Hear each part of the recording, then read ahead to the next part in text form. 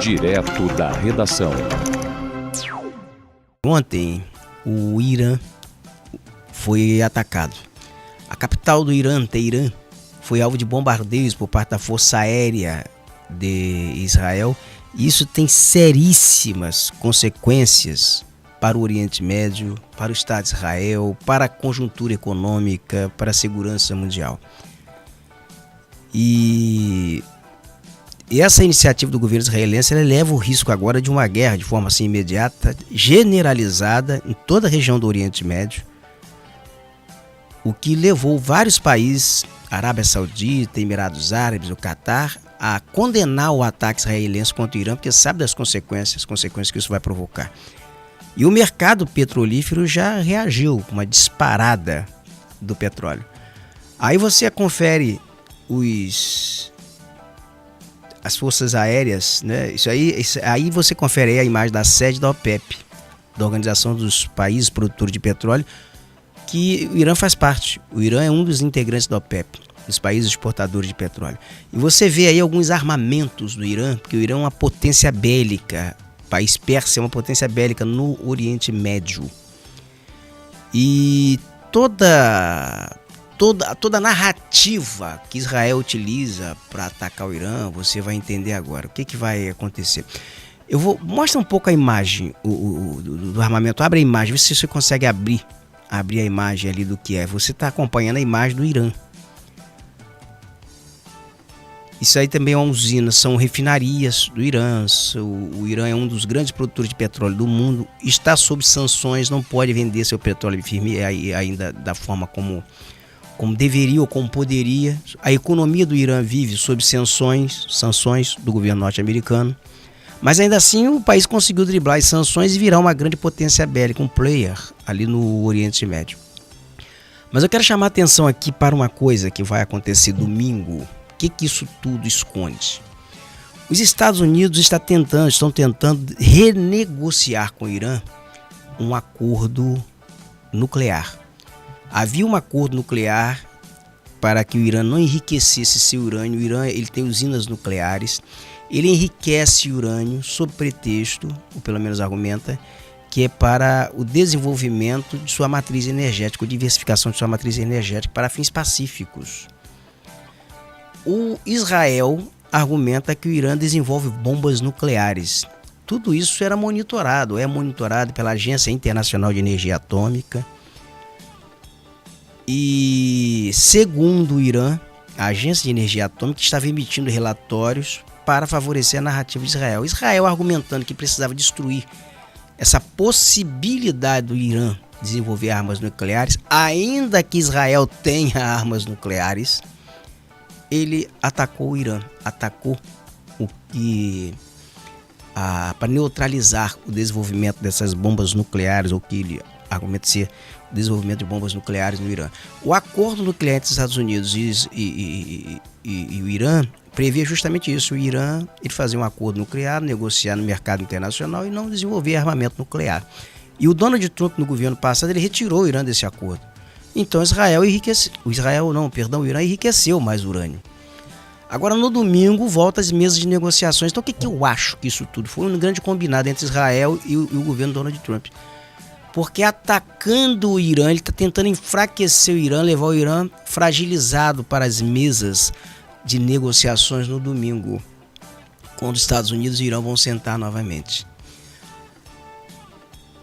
Com relação a Israel, eu não sei se o país ele tem sistemas de defesa suficiente agora para suportar os ataques das forças armadas do Irã. Porque o Irã já demonstrou ter armamentos capazes de furar o que se chama de cortina de ferro ali na região de Israel. As defesas bélicas, as defesas de Israel, eu não sei se elas são devidamente fortificadas para resistir a uns ataques de drones, de mísseis, de força aérea do Irã. E vai ter respostas segundo o Irã. Aí você está acompanhando aí imagens de Bagdá, da capital do Irã. Nós temos imagens também do que foi o ataque na noite de ontem, não temos aí? O ataque foi.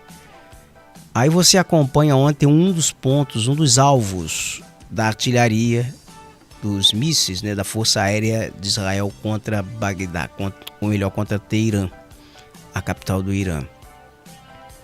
Isso terão assim consequências fortíssimas. O Irã, ele controla o Estreito de Hormuz, que é uma passagem de petróleo para o mundo. É uma via importantíssima para o transporte de petróleo para os países, no mundo. Uma vez ele interceptado, você provoca o que? Escassez de petróleo. E o mercado do petróleo, o mercado petrolífero já reagiu ontem. O barril do petróleo ele era cotado a $64, $60. Hoje já amanheceu nesse patamar acima de $74, após esse bombardeio de Israel ao Irã. Então veja que o mercado já reagiu, a cotação do petróleo já se elevou, mas não se sabe agora a extensão desse conflito. Se ele se prolongar, se ele se agravar, é possível que a cotação do petróleo dê uma disparada ainda maior. Mas se for contido, aí nós vamos ter um outro patamar. Eu vou voltar para essa câmera aqui, olha, direto aqui. Aí nós vamos ter aqui um outro patamar. Então veja que isso não é uma equação fácil não, tá? Nós vamos ter aqui grandes problemas, grandes oscilações no mercado petrolífero, grandes oscilações no mercado mundial, na economia mundial. Israel não fez isso isoladamente. Israel não atacou o Irã isoladamente.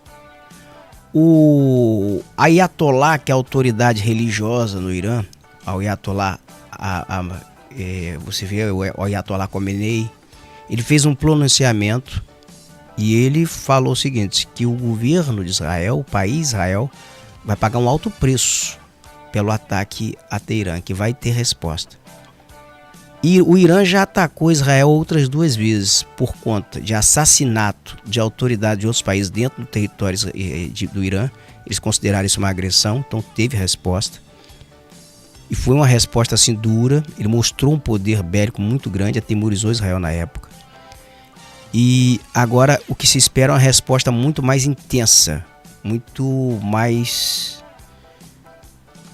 pontual.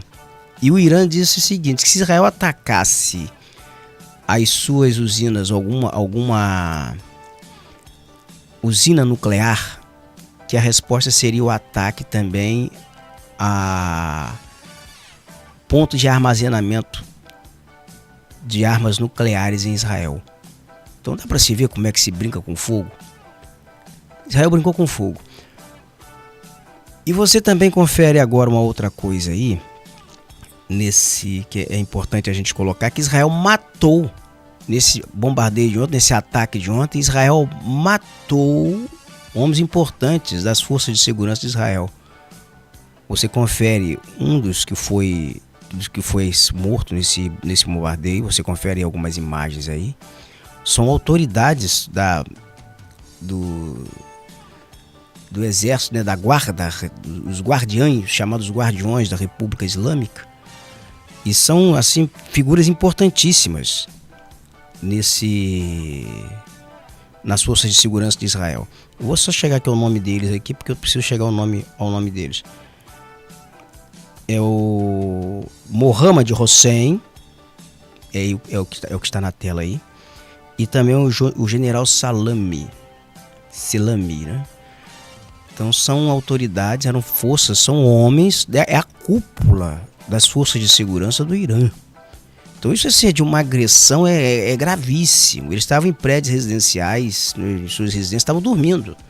Então eles morreram, o ataque foi durante a madrugada e foi dormindo. Agora o que me espanta com tudo isso também aqui é como é que as forças, o serviço de informação do Irã não tinha conhecimento ou não tinha previsto que seria um alvo de ataques. A imprensa toda já especulava isso.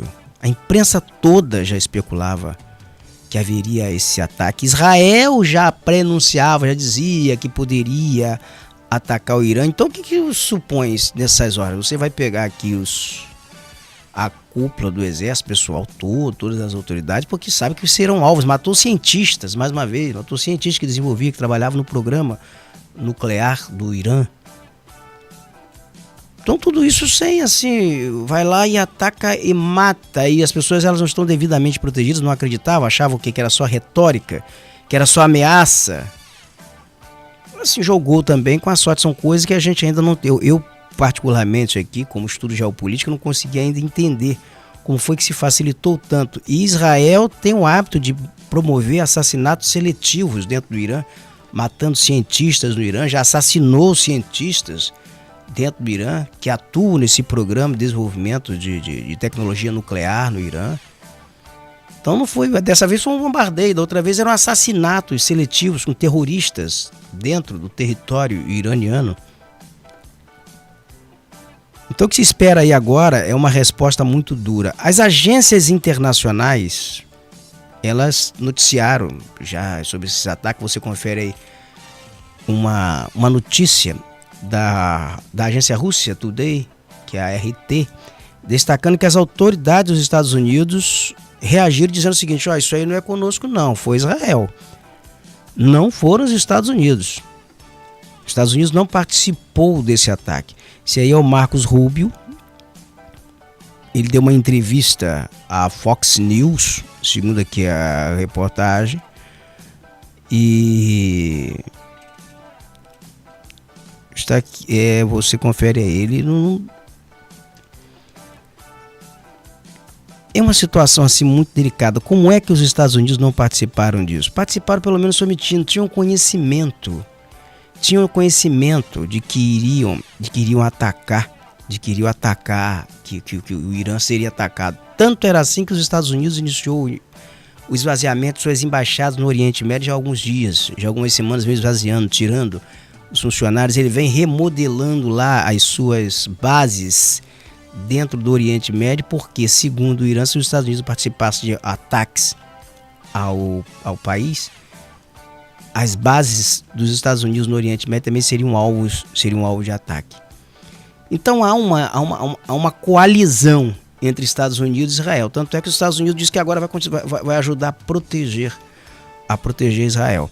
Mas nós vamos chegar aqui para até enfatizar isso. A reportagem que mostra, foi há alguns dias, essa reportagem foi ao ar, mostrando que os Estados Unidos já estavam em situação de alerta. Vamos à reportagem.